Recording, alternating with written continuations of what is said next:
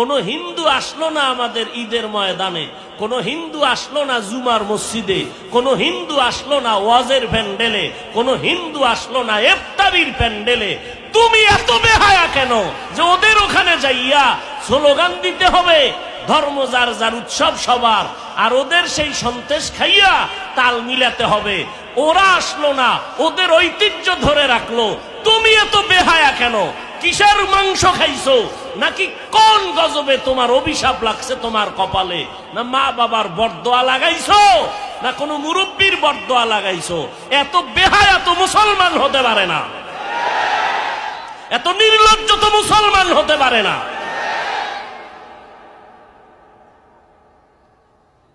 হিন্দুদের মধ্যে, বৌদ্ধদের মধ্যে, এহুদি খ্রিস্টানের মধ্যে আব্দুর রহমান নামে কেউ আছে?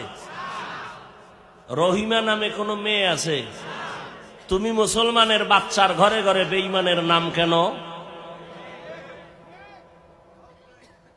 কি ওরা একটু পারলো না যে আমার মাইয়া ভোলার নাম রহিমা রাখি, আব্দুর রহমান রাখি?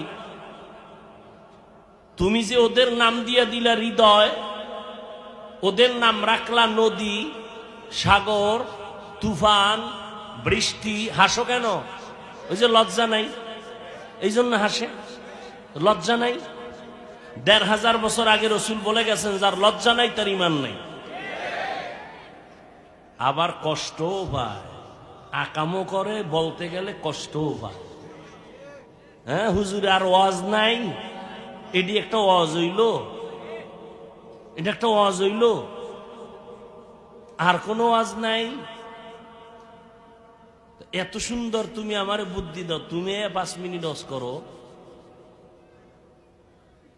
অথচ রসুলের সহিহ হাদিস, কিয়ামতের দিন একটা নাম যদি ইসলামী লাইনে থাকে আর কোনো আমল নাই, আল্লাহ বলবে এই নামের উসিলায় জান্নাতে নিয়ে যাও।